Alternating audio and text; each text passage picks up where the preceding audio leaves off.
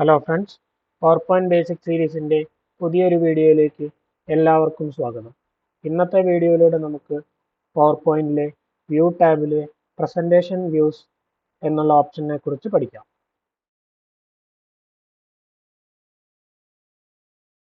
ആദ്യമായി നമുക്ക് ഇവിടെ വ്യൂ ടാബ് സെലക്ട് ചെയ്ത് കഴിഞ്ഞാൽ ഇതിലെ വിവിധ ഓപ്ഷനുകൾ എന്തൊക്കെയാണെന്ന് നോക്കാം.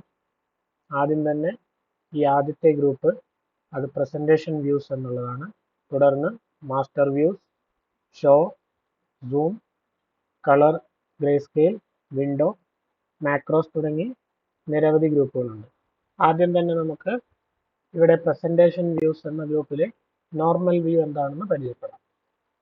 ഇപ്പോൾ കാണുന്ന ഈ ഒരു വ്യൂ ആണ് നമ്മുടെ പ്രസൻറ്റേഷൻ്റെ നോർമൽ വ്യൂ. അതായത് നമ്മുടെ സ്ലൈഡുകളെല്ലാം നമ്മുടെ ഈ ലെഫ്റ്റ് സൈഡിൽ ലിസ്റ്റ് ചെയ്തിട്ടുണ്ടാവും. അതിൻ്റെ കണ്ടന്റ് ഇവിടെ നമുക്ക് സെൻറ്ററിലായി കാണാം. ഇനി നമുക്ക് ഔട്ട്ലൈൻ വ്യൂ പരിചയപ്പെടാം. സോ ഇവിടെ എഴുതിയിരിക്കുന്നത് എന്താണെന്ന് നോക്കി കഴിഞ്ഞാൽ edit and jump between your slides in the outline pain. You can easily create an entire presentation just by pasting your outline from Word into outline pane.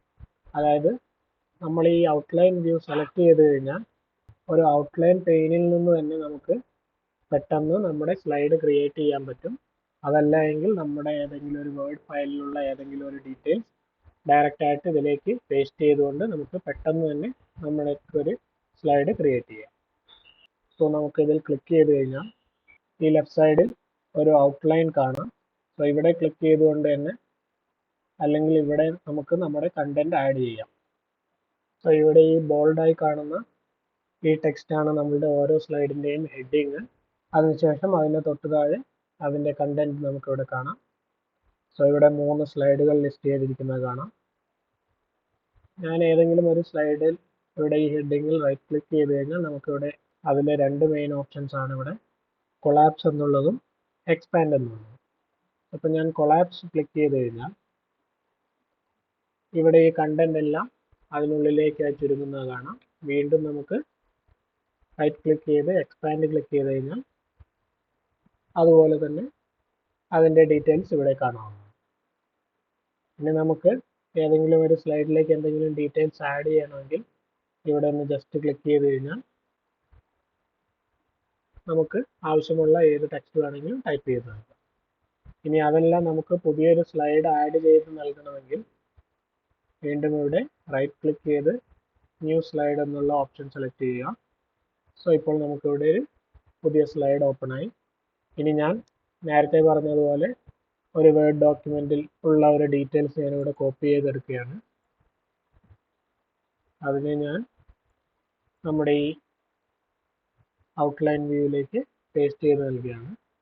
ഇപ്പോൾ നമുക്കിവിടെ കാണാം ഞാനിവിടെ ഇത് പേസ്റ്റ് ചെയ്ത് കഴിഞ്ഞപ്പോൾ നമ്മുടെ എല്ലാ ഡീറ്റെയിൽസും ടൈറ്റിലായിട്ട് തന്നെയാണ് ഇവിടെ ആഡ് ആയിട്ടുള്ളത്.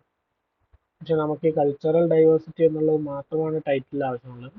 സോ ഞാൻ ബാക്കി ഇവിടെ ആഡ് ആയിട്ടുള്ള ഈ ഡീറ്റെയിൽസിനെ ഇവിടെ ഒന്നും കട്ട് ചെയ്ത് നമുക്ക് ഈ ഹെഡിങ്ങിന് താഴെയായി ക്ലിക്ക് ചെയ്ത് കഴിഞ്ഞാൽ അവിടേക്ക് നമുക്ക് നമ്മുടെ ഈ ഡീറ്റെയിൽസ് പേസ്റ്റ് ചെയ്ത് കഴിഞ്ഞാൽ നമ്മുടെ സ്ലൈഡിൽ അത് നമ്മുടെ കണ്ടന്റായി ഇവിടെ ആഡ് ആവുന്നു. അതിനോടൊപ്പം തന്നെ നമുക്ക് നമ്മുടെ ഇഷ്ടാനുസരണം ഏത് ടെക്സ്റ്റ് വേണമെങ്കിലും ആഡ് ചെയ്ത് നൽകാവുന്നതാണ്. സോ അത്രയുമായിരുന്നു പ്രസൻറ്റേഷൻ വ്യൂസിലെ നോർമൽ ആൻഡ് ഔട്ട്ലൈൻ വ്യൂവിനെ കുറിച്ചുള്ള വീഡിയോ. ഇതിലെ ബാക്കിയുള്ള ഓപ്ഷൻസ് നമുക്ക് വരും വീഡിയോയിലൂടെ പരിചയപ്പെടാം. എല്ലാവർക്കും ഈ വീഡിയോ ഇഷ്ടമായി എന്ന് വിചാരിക്കുന്നു. തുടർന്നും ഇതുപോലുള്ള വീഡിയോസ് ലഭിക്കുന്നതിനായി ഈ ചാനൽ ലൈക്ക് ചെയ്യുക, ഷെയർ ചെയ്യുക, സബ്സ്ക്രൈബ് ചെയ്യുക. മറ്റൊരു വീഡിയോയുമായി വീണ്ടും കാണാം. Thank you.